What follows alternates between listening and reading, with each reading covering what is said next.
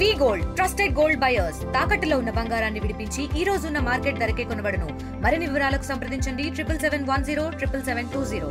నాగరికత ఉందా లేదా అంటే మనిషి బట్ట కట్టుకున్నాడా లేదా అని చూస్తే అటువంటి బట్టను నేసేటటువంటి చేనేత కార్మికులకు ఇక్కడే కాదు, తెలంగాణలోనే కాదు, భారతదేశ వ్యాప్తంగా కూడా చాలా దుర్భరమైనటువంటి పరిస్థితుల్లో జీవనం కొనసాగిస్తా ఉన్నారు.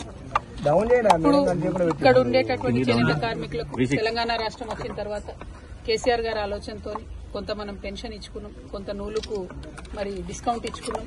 కానీ ఆ తర్వాత ఇప్పుడు గత 2 ఏళ్లుగా కంప్లీట్ గా సబ్సిడీలు కూడా ఆపేసినటువంటి పరిస్థితి ఉన్నది. వచ్చేటటువంటి పెన్షన్లు తప్పితే మరే రకమైనటువంటి ఆధారం లేనటువంటి పరిస్థితి ఉన్నది.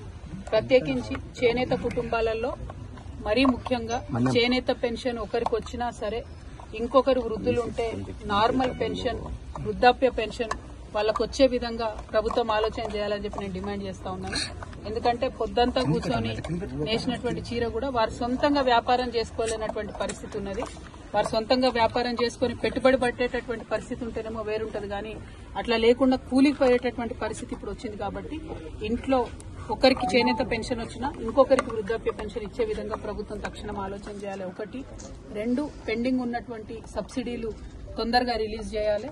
ఖచ్చితంగా చేనేతలను గుర్తించి మంచి ప్రోత్సాహం ఇవ్వాలి. అన్నిటికన్నా ఎక్కువ లోన్స్ 5 lakhs 10 lakhs ఏదో ఒక పథకం పెట్టి ఖచ్చితంగా లోన్స్ ఇచ్చే విధంగా చేనేతలకు ప్రయత్నం చేయాలని చెప్పి నేను డిమాండ్ చేస్తా ఉన్నాను. మరి ఇట్లా అనేకం ఉన్నాయి.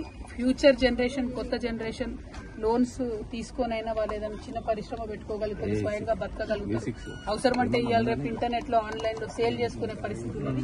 కానీ అటువంటి సదుపాయం ఇవ్వకుండా మనం వదిలేసినట్టయితే ఈ కళ ఇక్కడతోనే ఆగిపోతుంది. ఏ చేనేత కళాకారుడు కానీ, ఏ చేనేత కార్మికుడు కానీ ఫ్యూచర్ లో నా పిల్లలు చేనేతను వేయాలని అనుకుంటలేరు. ఎందుకోసం అంటే ప్రభుత్వం నుంచి వచ్చేటటువంటి సహాయ సహకారాలు నామమాత్రంగానే ఉన్నాయి. అది మారాలి, ఆ పరిస్థితి మారాలి. కొంచెం పెద్ద మనసు చేసుకుని ప్రభుత్వాలు పెద్ద ఎత్తున ఆలోచన చేయాలి. బీసీలలో అత్యధిక సంఖ్యలో పద్మశాలీలు ఉంటారు.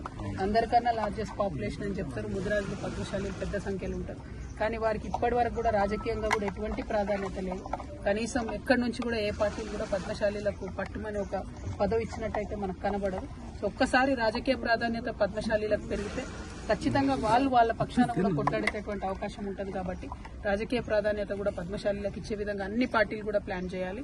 రెండవది, బీసీలకు ఏదైతే 42% ఇప్పుడు కాంగ్రెస్ ప్రభుత్వం ఇస్తా అని చెప్తున్నారు, అది పార్టీల పరంగా కాకుండా రాజ్యాంగబద్ధంగా ఇచ్చినట్టయితే పద్మశాలీలు కావచ్చు, ముదిరాజులు కావచ్చు, ఈ బీసీ కులాలన్నీ కూడా ముందుకొస్తే వారి సమస్యల్ని చెప్పగలుగుతారు. చెప్తే ప్రభుత్వాలు ఎక్కువ ఆలోచన చేస్తాయనే ఉద్దేశంతో ఒక ఆడబిడ్డగా నేను ఈ మాట చెప్తా ఉన్నాను.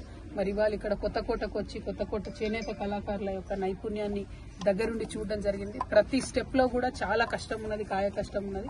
ఆ కష్టానికి సంబంధించి కూలీ కనీసం గిట్టుబాటు కానటువంటి పరిస్థితి ఉంది. కాబట్టి ప్రభుత్వాలు ముందుకొచ్చి ఆదుకోవాలని చెప్పి తెలంగాణ జాగృతి నుండి మా వంతు ప్రయత్నం మేము కూడా చేస్తామని చెప్పి తెలియజేస్తున్నాను. Thank you. జై తెలంగాణ. చరిత్ర సృష్టించినోడు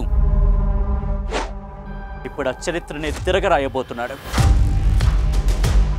అబద్ధాల గోడల్ని బద్దలు కొట్టి నిజాలను రాగా మీ ముందుంచబోతున్నాడు. నిజమైన వార్తల కోసం వెంటనే డౌన్లోడ్ చేసుకోండి రా యాప్ని.